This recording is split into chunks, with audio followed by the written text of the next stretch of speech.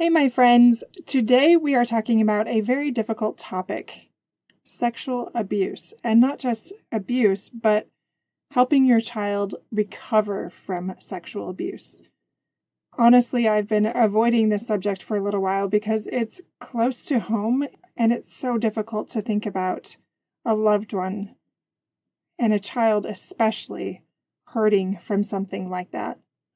But this is so important that I knew I had to speak on this today. I'll be giving you some tips from the eyes of not just a counselor, but also a parent that's had to go through watching a child struggle from something like this.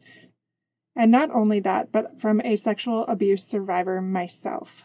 So from that lens of both a professional and a parent and a survivor, I have a unique perspective that I feel will help you, even if your child has not experienced sexual abuse. This might be helpful for you if you are still recovering, or for tips and pointers if or when this happens in the future. Unfortunately, childhood sexual abuse is more common than we want it to be, and the only way to make those statistics lower is through awareness so that we can prevent these things from happening more often. Let's jump into these important and very necessary tips today. I'll see you inside.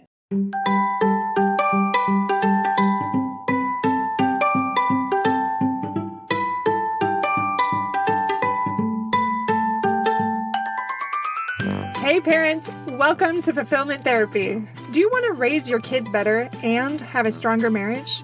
Are you up late at night researching marriage and parenting tools and self-care tips? Do you start each day hoping for deeper connections and less chaos, but it ends with family arguments and going 12 different directions again? My name's Kendra, wife, mom, therapist, and growth enthusiast. It wasn't until I discovered how to fulfill my unmet needs that I was finally able to show up as my best self as a spouse and parent. I realized that by meeting my needs, I could more fully meet the needs of my family with more energy and less resentment. In this podcast, I teach parents skills like boundary setting, prioritizing personal needs, communication, and claiming ownership. Just like my clients, you'll be shocked by the improvement in your marriage, parenting, and personal life when you focus on fulfilling your important unmet needs. Ready to prioritize yourself so you can quit mentally throat punching people? Then grab those earbuds and head outside, and let's walk and talk.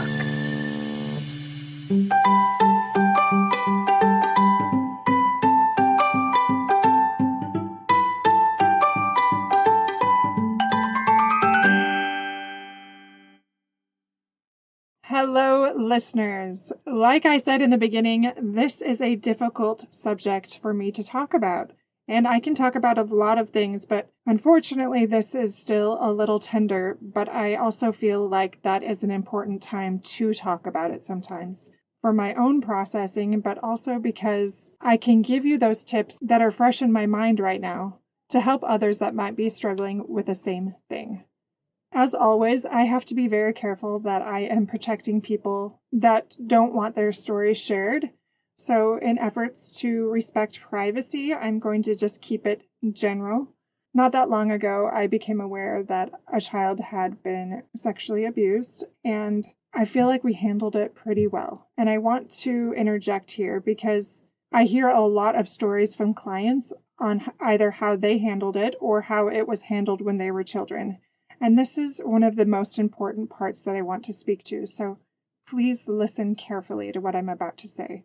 When you find out that this has happened, it's very important that you don't avoid it and you talk to your child. It is so important that that child knows that it was not their fault. Even if you think that's obvious, I promise you, after meeting with so many victims, even people that are very logical and rational, there is this deep part of them that worries that it was their fault. Let them know again and again that it was not their fault. Also, validate their feelings and reassure them that their emotions are normal. And sometimes it's important, depending on the severity of the abuse, to let them know that sometimes your body responds in a certain way, and that does not make you bad. That just means your body is normal, but it doesn't mean that you wanted those things to happen. Explore that. Please get additional information and insight. Listen to more podcast episodes, whatever you can do. Read a book, but do it quickly and don't avoid it, because time is important. The sooner that you can talk about these things, the better. Now, in our case, I've really had open communication with my kids about sexual abuse. I've given them age-appropriate information about things that have happened to me. We've watched videos, we've had open discussions about how to keep ourselves safe, about what body parts to not touch and that are private, how they can come and talk to us. We've done all of these things before, and it still happens. I can actually count several other times where things almost happened, and thankfully they did not. But each one of those times, it didn't happen because we were doing sleepovers or something like that. We very rarely do sleepovers, only when we're out of town with trusted people, because of what had happened to me. And we really try to know the families. We just try to be wise about all of those potential risks. Those handful of times where something could have happened and we found out about it, or these different scenarios, it happened when there were multiple adults around. It was very quick, and we never would have known if we hadn't been given more information. So don't be so naive to think that if you talk to your kids, if you have open communication, and you don't do sleepovers or things like that, that these things will not happen, because it's simply not true. When I was going to school, the statistics were about 1 in 4 women have experienced sexual abuse at one point in life, and 1 in 7 men have experienced sexual abuse at some point. Now that varies depending on where you look, so it's somewhere in that range. Some of them say that men have much less, but also there's a lot less reporting, so it's very difficult to know exactly how prevalent it is. But we know it often happens, and usually it's with a family member or even close family friends. Often it's not even with adults, it's with teenagers or younger kids that are the ones that are abusing because of something they have seen or had done to them as well. So it's this vicious cycle. And even though it's really unpleasant to talk about these things, it's so important to know and to talk about openly. So I said, make sure that they know that it's not their fault, but also believe and validate them. If you've been abused, what I often see in my clients is they are very reactive because it's triggering to them. So instead of their child feeling believed and validated, they get this response that doesn't make sense. This anger or this shutdown or all these things that my client doesn't necessarily realize they are portraying because of what it has stirred in them that they haven't worked through. That is very normal. So if you respond that way, it's really important to go back and to do damage control. But like, this is about me. Something had happened to me too, and I'm still healing from it. That's why I want to help you so much. Whatever that might take, just if that's you, be aware of that message that you may be sending unintentionally.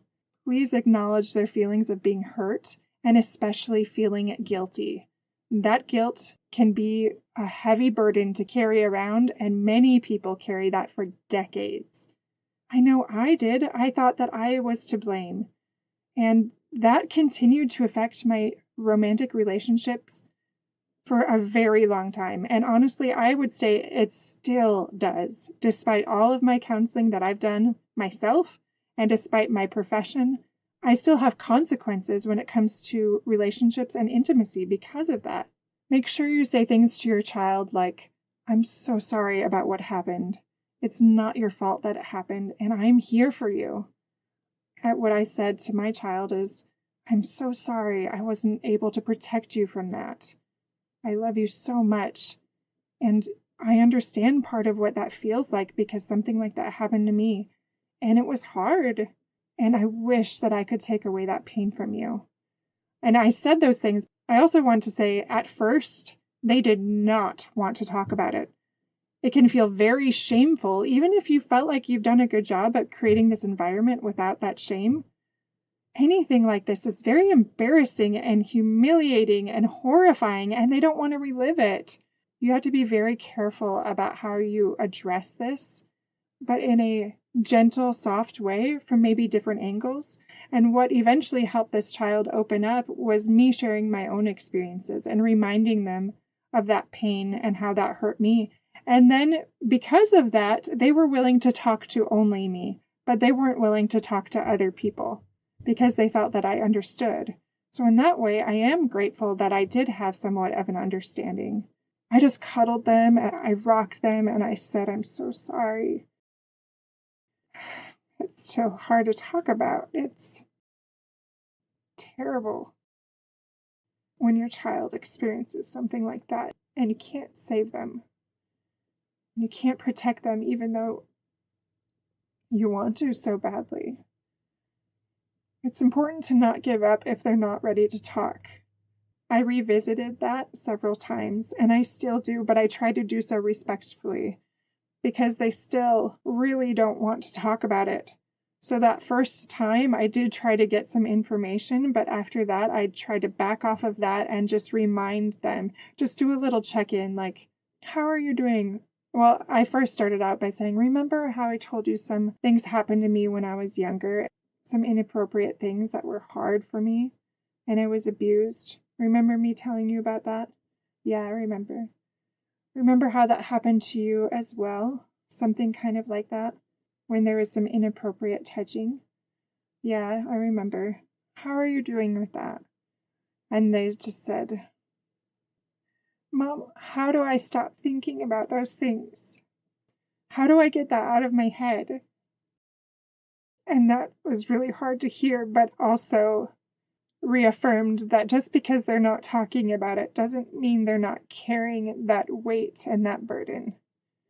One thing that I noticed now looking back is there was more behavioral issues than usual. More fighting with siblings, more angry outbursts, more irritation and impatience. So if that's been happening to a child of yours, there might have been something that's happened, and chances are pretty high that they're not going to want to talk to you about it, that they're going to think they're to blame. So family settings, it's important to say those things over and over. So just normalize that these things happen, where people touch parts of your body and it's not appropriate. And this is what we do if that happens. Or these are some things that you can do if you're put in that situation. And if that does end up happening, most people feel pretty guilty. Most people think it's their fault. Most people don't want to talk about it or share or tell because they think that they're to blame. And that is not true. And you tell your kids these things over and over so they remember if that ever does happen to them. And then I often do one-on-one check-ins with my kids every so often. Has anything inappropriate ever happened to you? And even after this one child, this thing happened, I asked my kids again, my other kids, and one of them told me a new thing that had happened on the bus. It wasn't sexual abuse, but it was verbal abuse that was very lewd and inappropriate that I didn't know about. We have pretty good communication in our family. If that's even happening in a family with 2 counselors as parents, it can happen to anyone. I encouraged my child to see a counselor, and I tried to say there's lots of different types. There's art therapy, there's play therapy, and explained what those meant, and really tried to help it seem normal and not so daunting. And they are not ready, unfortunately. So I am doing the best that I can with those check-ins and those reminders and those little training moments until they are ready. Other things that you can do is create a safe environment. I asked my child, what would help you feel more safe and comfortable moving forward so that you can heal from this, but also so you don't have to be put in that situation again. And this child gave me some great pointers. They suggested places that were off limits. This child told me that they do not want to see this person again, and that is okay. There should not be any shame around that. I let them know that they will never be forced to see this person. I was not given that opportunity, and I wish I had been given that choice. Some sense of control after feeling so out of control. And I was regularly exposed to this individual. And it was very challenging for me. So let them know that they don't have to. And sometimes you have to get law enforcement involved. You have to let your child know that they are your priority and your loyalty lies with them and not a family member or a friend that you want to protect when they did something that's inappropriate, and there are consequences to that. Listeners, I know that is not easy because most adults do not like confrontation.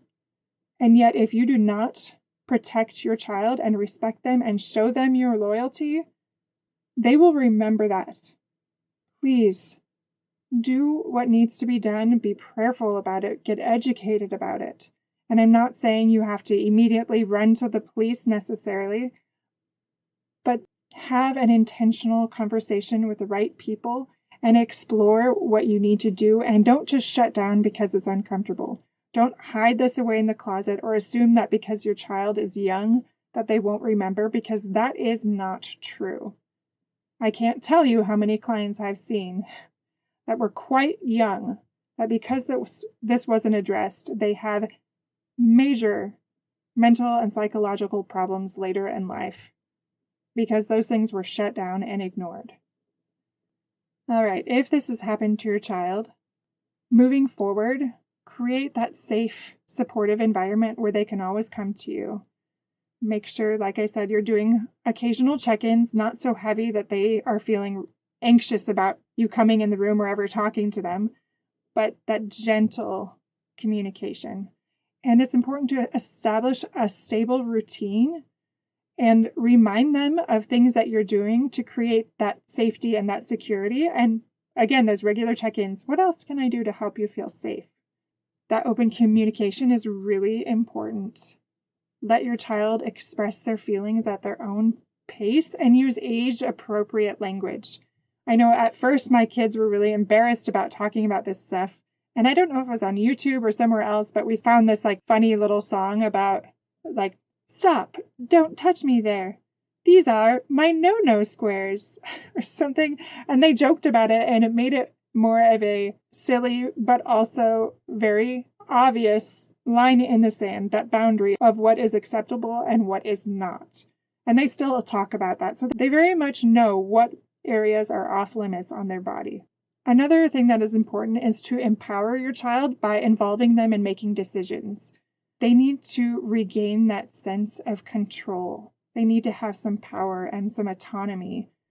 So give them more choices moving forward. Tell them that it's important for you as a parent to make sure that your child has choices. And if they don't feel like they have enough choices, that they can come to you and talk about that. And it's also important to re-educate your child about safe and unsafe touches. There's so many books online now. Check out Amazon, different places, for books on appropriate and inappropriate touching, as well as healing from abuse, or how to protect yourself from those things. The more that we talk about these things and then also normalize the process once it does happen, okay, this is now what we do. This is how we take care of ourselves. This is how we heal, can really help them get through those difficult experiences. Sometimes these things are so big that it's important to reach out to other resources and support networks or support groups for survivors of abuse. Just be careful that it's the right one, because sometimes traumatized children, if you get them together with other traumatized children, sometimes they're building bonds with people that can be really unhealthy. So just be aware of that. In general, it's quite good, but you just want to get the feel, the vibe of the group. Another thing to think about is self-care for caregivers. If this is really triggering and challenging to you, you might also need support.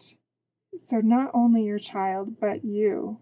I have even felt guilt and remorse for not protecting my child, for not recognizing those signs early enough and helping them heal when they needed it most. I have some guilt and shame that even though my husband and I are counselors, our child doesn't want to see a counselor. And I have to go at this slower pace, and they might struggle from the effects of this for the rest of their life to some degree or another. And that haunts me. And yet, I'm human. And this is part of our earthly experience, is going through hard things and learning to navigate it. I wish these things had never happened to me personally as a child, and then also as a parent watching a child struggle. And yet these things help me be more empathetic and understanding and help others. My friends, if you have experienced this before, I encourage you, once again, to not shut the door and bury it and ignore it, but lovingly and tenderly address it. And apologize for any mistakes that you feel like you've made. Their hearts will open and they will likely forgive you.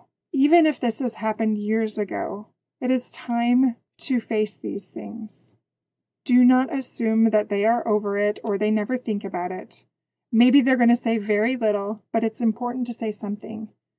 Because chances are they need some time to believe that it's safe enough to talk about something that feels heavy and shameful, where they feel a lot of guilt, where they feel like maybe it's their fault, even though they know on shows and on movies and all these things that it's not their fault. Well, it feels different when it happens to you. I hope these tips were helpful. I hope that if you've ever experienced this, that you will find healing yourself. There's not many things more difficult than this. And again, if you haven't experienced this, it's important to know these things because statistically, someone you love will experience this. And maybe you can share these tips and this advice with them when they come face to face with it. If you need any more support or guidance or direction, please email me at fulfillment.therapist@gmail.com or reach out with any of the information in the show notes, and I will help you in whatever way I can.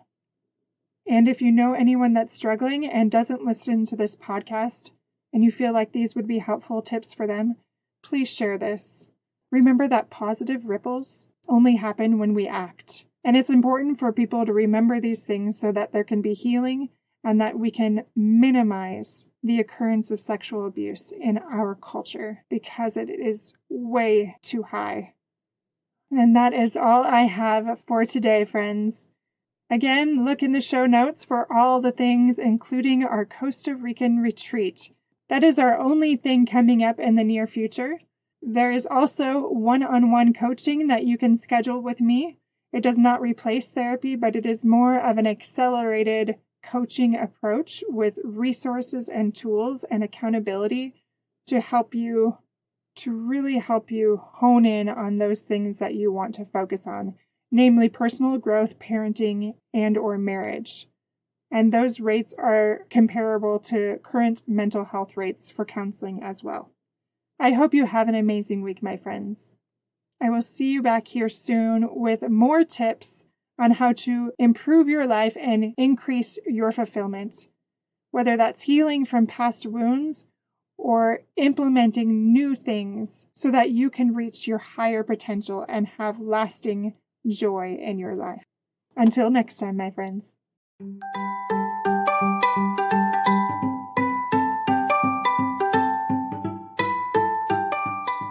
Hey friends, I hope you enjoyed today's episode. If you did, chances are someone else would too. Would you take 30 seconds to share this with a friend who's looking for greater family fulfillment? And while you're sharing, tell me what you think about the show by leaving a review on Apple Podcasts. It refuels me when I hear this podcast is helping you, no matter what your house or your hair looks like. I'll meet you back here every Monday and Thursday morning for more episodes. Until then.